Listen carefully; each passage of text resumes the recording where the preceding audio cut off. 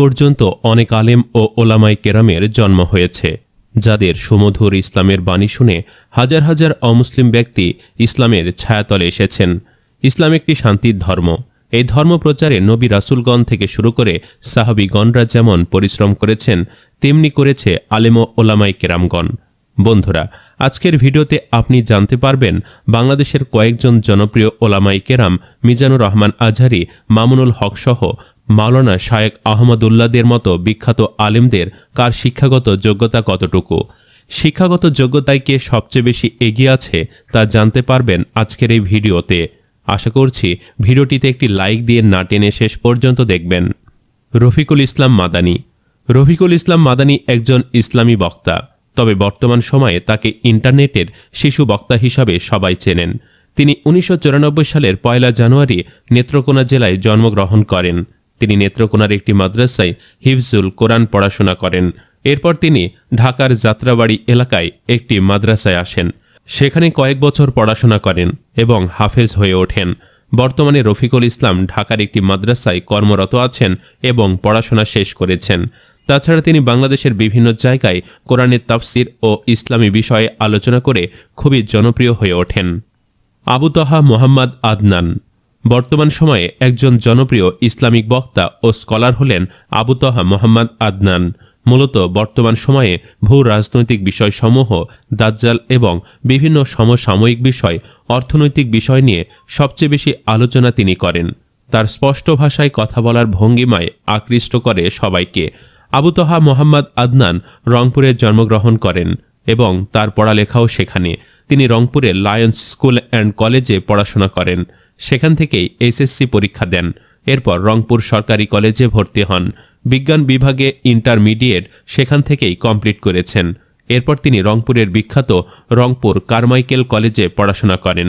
সেখানে তিনি অনার্স ও masters complete করেন। তার পড়াশোনার বিষয় ছিল দর্শন। দর্শন নিয়ে পড়ার সময় থেকে তিনি ইসলামকে ভালোবাসতে শুরু করেন। ইসলামের প্রতি তার ঝোঁক দিন দিন বাড়তে থাকে। তিনি প্রচুর ইসলামী বই পড়েন ও গবেষণা করেন। ইসলামকে জানার আগ্রহ থেকেই তিনি বাড়ির পাশের এক মাদ্রাসায় ভর্তি হন এবং সেখান থেকে তিনি 10 থেকে 12 জন ওস্তাদের কাছ থেকে শিক্ষা গ্রহণ করেন।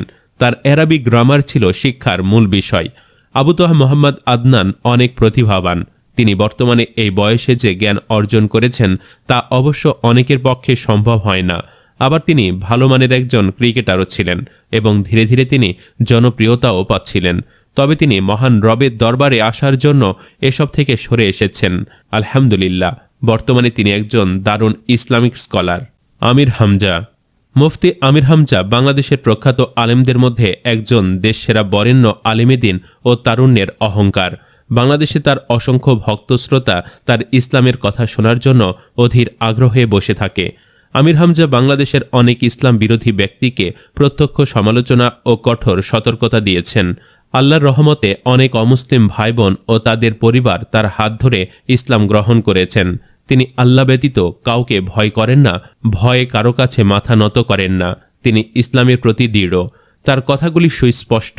যদিও তিনি কুষ্টিয়ার আঞ্চলিক ভাষায় কথা বলেন, তিনি অত্যন্ত সাহসিকতার সাথে কথা বলেন।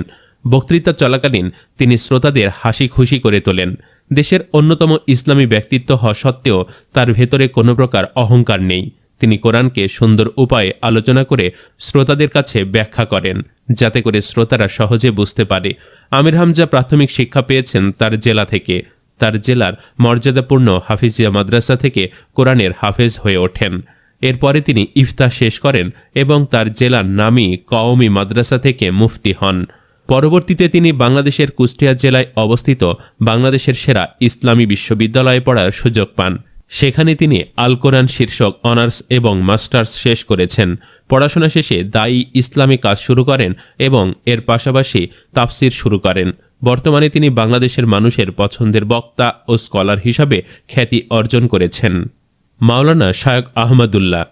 বিশিষ্ট ইসলামী ব্যক্তিত্ব মাওলানা শায়েখ আহমদুল্লাহ ৫৬,০০০ বর্গমাইলের সীমানা পেরিয়ে যে কয়জন বাঙালি আলিমের বিশ্বময় পরিচিতি ঘটেছে তাদের মধ্যে শায়েখ আহমদুল্লাহ অন্যতম।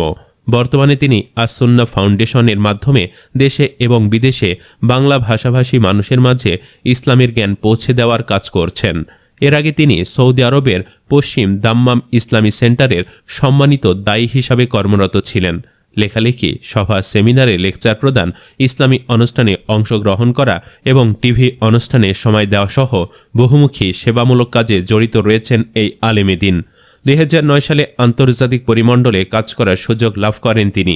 বিশেষ যোগ্যতার কারণে ডাক পান মধ্যপ্রাচ্যে। এরপর যোগ দেন সৌদি আরবের পশ্চিম দাম্মাম ইসলামিক দাওয়াত সেন্টারে। তিনি সেখানে দীর্ঘ 9 বছর দায়ী ও অনুবাদক হিসাবে কাজ করেন। সেখানে থাকাকালীন সময় তিনি আত্মমানবতার সেবায় এবং বাংলা ভাষাভাষী মানুষের মাঝে ইসলামের জ্ঞান পৌঁছে দেওয়ায় নিজেকে নিয়োজিত রেখেছিলেন। বিভিন্ন দাওয়াত কার্যক্রমে তিনি জাপান, ভারত, আরব আমিরাত সফর করেছেন এবং সেখানে অনেক আন্তর্জাতিক অনুষ্ঠানে অংশ নিয়েছেন। তিনি নোয়াখালীর ঐতিহ্যবাহী ফয়জুল উলুম মাদ্রাসা থেকে মোতাওয়াসিতা পাশ করেন এবং 10ম স্ট্যান্ড সহ সানুবিয়া পাশ করেছেন চট্টগ্রাম হাটহাজারী মাদ্রাসা থেকে। 3য় স্ট্যান্ড সহ ফজিলত ও 2য় স্ট্যান্ড সহ দাওরায়ে হাদিস তাকমিল শেষ করেন যশোরের প্রাচীন দ্বীনি শিক্ষা প্রতিষ্ঠান আল জামিয়াতুল ইসলামিয়া দড়াটানা মাদ্রাসা থেকে। সর্বশেষ খুলনা দারুল উলুম থেকে ইফতা ও মুফতি কোর্স কমপ্লিট করেন মাওলানা শাহ আহমদুল্লাহ। আল্লামা মামুনুল হক। আল্লামা মামুনুল হকের জন্ম 1973 সালের নভেম্বর মাসে। তিনি একজন বাংলাদেশি দেওবন্দি ইসলামী পণ্ডিত, রাজনীতিবিদ, অধ্যাপক, শিক্ষাবিদ, লেখক, ইসলামী বক্তা এবং সমাজ সংস্কারক। আল্লামা মামুনুল হক হেফাজতে ইসলাম বাংলাদেশের যুগ্ম সচিব, বাংলাদেশ খেলাফত মজলিসের মহাসচিব, ঢাকার শাইখুল হাদিস, মাহাদুত তারবিয়াতুল ইসলামিয়া ও তারবিয়াতুলি উম্মা ফাউন্ডেশনের প্রতিষ্ঠাতা, মাসিক রহমানি পয়গামের সম্পাদক এবং বাইতুর মামুর জামে মসজিদের খতিব। তিনি এশিয়ান ইউনিভার্সিটি অব বাংলাদেশের অর্থনীতি বিভাগের অধ্যাপক ছিলেন। 1985 সালে 12 বছর বয়সে তিনি লালবাগ চান্তারা জামে মসজিদ মাদ্রাসায় কোরআনের হেফজ করেন। 1986 সালে ঢাকা জামিয়া রহমানিয়া আরাবিয়া মাদ্রাসায় ভর্তি হন। 1993 সালে জামিয়া রহমানিয়া আরাবিয়া ঢাকা থেকে কওমি মাদ্রাসার সর্ববৃহৎ শিক্ষা বোর্ড বেফাকুল মাদারাসিল আরাবিয়া বাংলাদেশের অধীনে কেন্দ্রীয় উচ্চ মাধ্যমিক পরীক্ষাতে প্রথম স্থান ও 1995 সালে স্নাতক শ্রেণীতে তৃতীয় হন এবং 1996 সালে দাওরায়ে হাদিস পরীক্ষায় প্রথম স্থান অধিকার করেন। এর পাশাপাশি এশিয়ান ইউনিভার্সিটি অব বাংলাদেশ থেকে অর্থনীতিতে অনার্স এবং মাস্টার্স সমাপ্ত করেন আল্লামা মামুনুল হক। মাওলানা মিজানুর রহমান আজহারি। সর্বশেষে জানাবো মাওলানা মিজানুর রহমান আজহারি সম্পর্কে।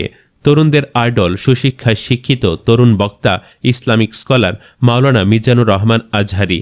তিনি অল্প কয়েকদিনে সব শ্রেণী পেশার মানুষের কাছে ব্যাপক গ্রহণযোগ্য হয়ে উঠেছেন। বর্তমানে যে কজন ইসলামী চিন্তাবিদ রয়েছেন তাদের মধ্যে তিনি অন্যতম। মিজানুর রহমান 1990 সালের 26 জানুয়ারি ঢাকার ডেমরায় জন্মগ্রহণ করেন। তার পৈতৃক নিবাস কুমিল্লার মুরাদনগরের পরমতলা গ্রামে।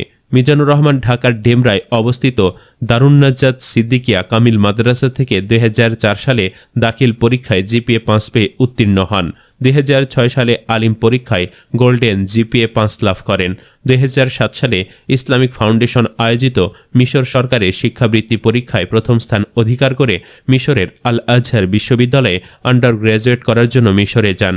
সেখান থেকে ডিপার্টমেন্ট অব তাফসির অ্যান্ড কুরআনিক সায়েন্স থেকে 2012 সালে শতকরা 80% সিজিপিএ নিয়ে অনার্সে উত্তীর্ণ হন। মিশরে 5 বছর শিক্ষাজীবন অতিবাহিত করার পর 2013 সালে মালয়েশিয়া যান। সেখানে গার্ডেন অফ নলেজ খ্যাত ইন্টারন্যাশনাল ইসলামিক ইউনিভার্সিটি থেকে পোস্ট গ্র্যাজুয়েশন সম্পন্ন করেন। ওই বিশ্ববিদ্যালয়ের department of Quran and Sunnah studies থেকে 2016 সালে পোস্ট গ্র্যাজুয়েশন শেষ করেন। মাস্টার্সে তার সিজিপিএ ছিল 3.82। পোস্ট গ্র্যাজুয়েশন শেষ করে মালয়েশিয়ার ইন্টারন্যাশনাল ইসলামিক ইউনিভার্সিটি থেকে এমফিল এবং পিএইচডি করার সিদ্ধান্ত নেন। 2016 সালের মধ্যে এমফিলও শেষ করেন। তার গবেষণার বিষয় ছিল human embryology and the Holy Quran. তারপর একই বিশ্ববিদ্যালয়ে পিএইচডি প্রার্থী হিসাবে মনোনীত হন। Human behavioural characteristics in the Holy Quran and analytical স্টাডির ওপর পিএইচডি গবেষণা করেন। তার এমফিল এবং পিএইচডির মাধ্যম ছিল ইংরেজি। এছাড়া IEELTS পরীক্ষায় অংশগ্রহণ করে overall 7.5 out of 9 brand score এবং স্পিকিং সেকশনেও 7.5 ব্র্যান্ড স্কোর অর্জন করেন। ইসলাম ধর্মের অনুশাসন মেনে চলেও নিজেকে স্মার্টভাবে উপস্থাপন করা যায় তা মিজানুর রহমান আজহারীকে দেখলেই বোঝা যায়। তাই এই সময় যুবকরা তাকে খুবই পছন্দ করে। তার তাফসির মাহফিলে যুবকদের স্রোত দেখা যায়, তিনিও যুবকদের খুবই পছন্দ করেন। তাফসির মাহফিলে যুবকদের ভালো পথে চলার আহ্বান জানান তিনি। খুব অল্প সময়ে সুললিত কণ্ঠে কোরআন হাদিসের সহজ সাবলীল আলোচনা করে অসংখ্য মানুষের মনে জায়গা করে নিয়েছেন মিজানুর রহমান আজহারী। তার গবেষণাধর্মী আলোচনার কারণে তিনি জনপ্রিয় হয়ে উঠেছেন। তিনি বাংলা, আরবি, ইংরেজি ভাষায় খুবই দক্ষ, যে কারণে বিভিন্ন দেশের মানুষ তার আলোচনা বুঝতে পারে। তিনি বিশ্বের বিভিন্ন দেশ ভ্রমণ করেছেন এবং বিভিন্ন সভা সেমিনারে অংশগ্রহণ করেছেন। তো প্রিয় দর্শক, বাংলাদেশের এই সকল আলেম ও ওলামায়ে কেরামদের মধ্যে আপনার কাছে কাকে সবচেয়ে বেশি ভালো লাগে কমেন্ট বক্সে জানিয়ে দিন। ভিডিওটি ভালো লাগলে শেয়ার করুন